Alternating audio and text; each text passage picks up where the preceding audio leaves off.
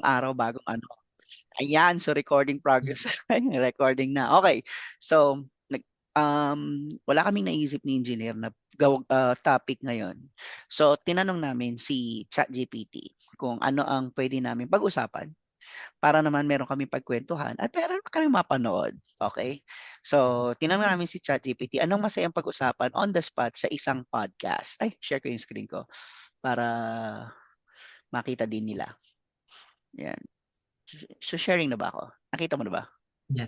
Yeah, Okay, yeah. so sabi niya, ang saya ng tanong mo. Perfecto para sa spontaneous at natural na vibe ng podcast.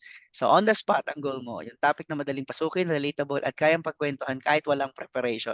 Alam mo yung una niyang ano rito is what if question. Okay, sabi niya, what if biglang nawalang internet for 1 year? Alam mo magandang tanong to. Mm. Alam mo ano ang buhay mo muna kung walang internet? Ano yung buhay natin na walang internet? Ako naman is, laking probinsya kasi ako. So, mostly ang unang pumapasok sa isip ko is, yeah, tatanim. Or siguro, i-enjoy ko yung vibe ng, ano, ng bukid. So, Bukid. So laking bukid mm, ka? yes. Ah, ako naman kasi lumaki ako sa city. So galing akong Maynila, doon ako lumaki.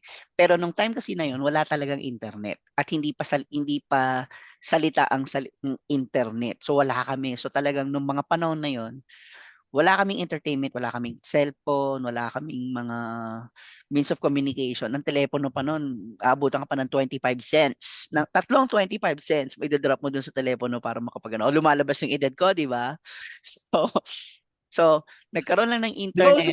uso pa ba ang Telegram dati? Telegram, Ay, tama ba yun? oo. Ang Telegram Ah, noon, hindi ka pwede gumawa ng statement. Kaya pag halimbawa, gusto mong immediate, kasi parang mahal ang ano eh. Kaya kung gusto mong ibalita, like halimbawa, ikaw uwi, lola patay. O, alam mo na ibig sabihin. So, very, sobrang, very short and concise yung message. oo, yung hindi mo nasasabihin, kuya, kumusta ka na? Si lola wala na, inatake na sa kanina. Walang ganon. Dahil mahal ang telegrama noon. Kaya, ikaw uwi, lola patay. O, yun na yung ano ngayon. So, talagang Okay. oo.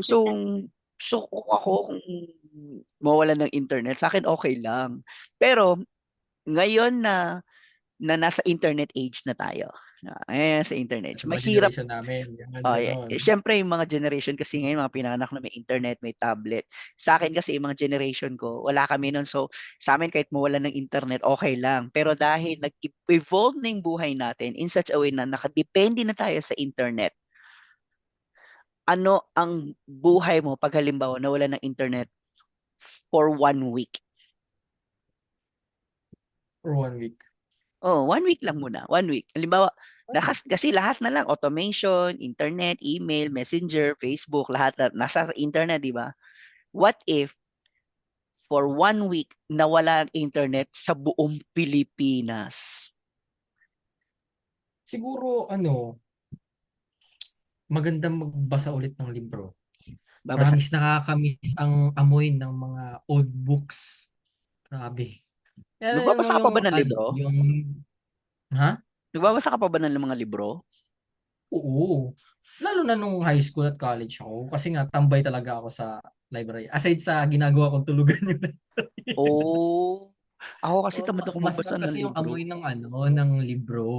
So, ako naman, basta ano yung magka-catch lang ng attention ko sa sa title, regardless ng mga genres, babasahin ko 'yan.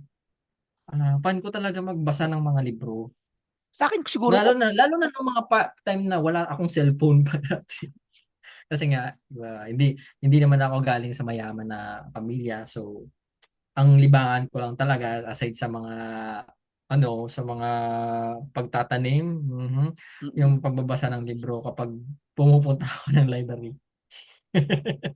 ako tamad ako Ayun. magbasa ng libro. Okay lang sa akin magbasa ng may pictures, 'yan, parang May comics. picture. Ganyan. Pero kapag halimbawa yung pure words lang, tapos puro may paragraph nakikita ko, parang natamad ako magbasa. Like Nahirapan ka naalala sa ko, imagination. Oo, may na ako sa imagination kasi naalala ko no yung No Limit Tangerine. Dati, talagang babasahin namin yun. Is isang chapter, Hmm. parang 20 pages yun, back and forth. So, matalinghaga pa yung mga salita nun. So, kailangan kong i-summarize, yung sinsummarize ng kaklase ko. So, doon lang ako nagkaka-idea kung ano yung kwento. Yo, pero yung babasahin ko yung halimbawa yung mga ganyang kakapal na libro, wala, tatamad talaga ako diyan. Ay nako, dumating din ako sa point na yan. At ang iba pang mga words, ang lalalim. Kailangan ko pang hanapin sa diksyonaryo. Ano Eh yun nung siya? time na yon kasi walang internet. So yung pag malalalim, ililista ko pa yun. Tapos hanapin ko Hahanapin pa mo sa muna sa dictionary kung ano dictionary. yung meaning, di ba? Tapos ang dictionary nun parang 20 kilos yata yung ganung kakapal na dictionary. Grabe na. Tapos ang liliit ng sulat. Kaya medyo maano sa akin ang dictionary noon eh. Medyo doon ako nagamay paano hanapin ang mga words sa dictionary. Tapos ang definition niya malalim din. Oh, eh ngayon with Google or halimbawa like with other search engines, ta-type in mo lang. Pag hindi ka satisfied, ngayon with the use of AI, pakitagalog yung statement na to. So doon ko naiintindihan. Kaya parang mahirap din na kapag halimbawa nawala yung ano. Pero palagay mo, ano ang magiging alternative ng trabaho mo kung walang internet? Actually, hindi basta-basta nakapalitan ng trabaho ko kasi internet and AI can't replace my profession. Kuryente is kuryente. Kailangan niya ng tao. Yeah. Sabagay. So mga hindi nakakaalam kay engineer, eh, isa siyang electrical engineer, okay? Isa siyang master, ano tawag sa'yo? Master, Master electrician din. master Yes. Two electrician. kinds of ano license. Yeah. So ako naman, siguro kung ano, walang internet, bebenta na lang ako ng barbecue. Or sa ano, barbecue, Hindi, yung pero isang alam soda mo, sa nung lapas. dating ano, hindi pa usong internet. Kasi sa totoo lang para lumabas if i-disclose ko ni yung edad ko no nagkaroon na-experience ko lang ang internet at nalaman ko lang internet parang third year college na ako. Oo, Oh, doon ko pa lang nalaman yung www. Tsaka yung yung triple W. oo, tsaka Yeah. yung dati www point yahoo.com. Yahoo.com. Uso-uso pa guys yung Yahoo dati. Akala nyo Naabutan ko din yan. Yung Yeah, messenger ng kauna-una Yahoo. ang search engine pa noon, Yahoo. Tapos point Yahoo. pa ako noon, yung pala dot ang ano noon. Oo. Tapos ang kauna-una ang sinearch ko, Spice Girls. Ano yan? Hindi ko na. Hindi kasi naka-receive ako nung dati kasi uso Spice Girls. So, yung mga kaklase ko, they were talking about it. So, ako naman, Spice Girls? Ano klaseng Spice Girls? So, akala ko naman kung ano yung porn ba to or what. Tapos, doon ko nalaman yung, ano ba, apat pa sila o lima na singer. Di mo kilala yung Spice Girls? Hindi ko na naabutan yan. So, I have no Okay. idea. So, sila yung parang Pini ng mga panahon namin. Sila yung mga Bini Pini. version. Oo, pero Okay. sila parang apat o lima. Kalimutan ko na eh. Pero international sila. Tapos, marami sila mga kanta pinasikat ng mga panahon na yon. So ako naman na-curious. Tapos dahil hindi pa uso yung mga MP3s noong mga panahon na yan. So picture-picture lang. Tapos ang loading pa ng picture mga 3 minutes bago ma-full yung picture. Gumaganon-ganon yung picture niya Gumaganyan yung dahan. dati di ba? Oo. Tapos mapagpagkabit pa sa internet, parang gagamit ka pa ng telephone line. Kaya Hmm. ma ano din yung generation ko kasi nakita namin yung evolution ng internet mula sa mabibigat na keyboard. Oo, dati ang keyboard noon mga 2 kilo eh. Oo, Yung monitor pa pakala mo na eh. oo, yung malaking ano, yung CRT. Tapos ang mouse Cathode noon, tsaka yung mouse noon may bola pa sa loob. bola pa. May bola Yeah. kaya tawag namin doon mouse with balls. Kaya nung nauso yung optical mouse, nang nasa call center ako noon, nasa sales ako ng Dell, may may nagtanong, kung meron daw kaming mouse without balls. Sabi ko, excuse me? Sabi niya, I know it sounds crazy, but do you know that mouse that with balls, ay babae yung kausap ko. So parang na-offend siya para sa sarili niya. So sabi niya, you know that the mouse with balls inside. Tapos tumatawa na ako. Tapos sabi niya, I know it sounds crazy, but I'm looking for a mouse without balls. Nung time na yun, naturuan na kami ng optical mouse. Sabi ko, oh, you mean the optical mouse with laser underneath? Sabi niya, Yeah. oh, is that what is called? I'm sorry. Tawa-tawa siya ng tawa. So, maraming evolution talaga ang nangyari. At na-experience ko yun. So ngayon meron ng tablet, 'di ba? Nahawak mo na lang parang maliit na lang siyang um, cardboard, cardboard or material na nandun na parang nagiging computer mo na.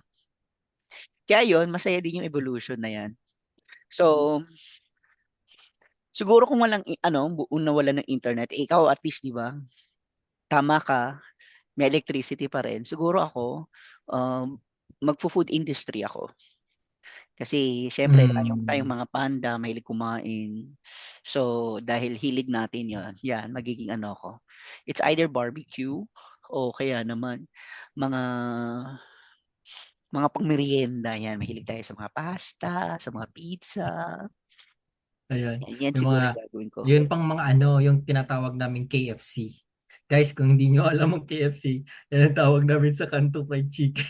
Oo, minsan masarap pa rin yung mga nasa kanto-kanto, 'di ba? Although siyempre do'n sa mga mahihina ang sikmura, 'yan. Naintindihan po namin kayo and we feel sorry for you. Yan, din. Kasi kailangan natin minsan kasi ng mga bacteria at saka mga mikrobyo sa buhay para maging malakas ang immune system natin. Yan. Kaya ako kumakain pa rin ako sa kanto eh. Nagiging ano ko pa rin yung Tinatawag Kanto Fried kanto-kanto. Tsaka yung Chicken. paborito kong ano, yung barbecuean doon sa may Panganiban. May paborito akong barbecuean doon eh. Mura na, yan. Actually, binabalik-balikan namin yun. Oo. Ang sarap. Masarap yung sausawan doon. Yeah. Tsaka Hindi lang mabait yung nagtitinda. So, yeah. mabait yung mag-asawang nag-ano doon, nagtitinda. So, anyways, yun lang yung naging topic namin ngayon kasi gusto namin makapag-share pa rin ng kakatawanan at sa mga tsismosong kapitbahay namin na nakikinig sa aming mga podcast. I hope nag-enjoy kayo. Sana napaisip din kayo, no, lalo na yung mga kaedadan kung malapit na mag-50. So, so Yeah. I hope you guys enjoyed our podcast for today. Again, my name is Josh, And my name is Joseph and we are JJ JJ's Cray. Creatives. Alam mo, pina-practice pa namin yan. So sana pag-abangan nyo pa kami sa susunod kung mag improve kami. Alright, for now, bye-bye muna.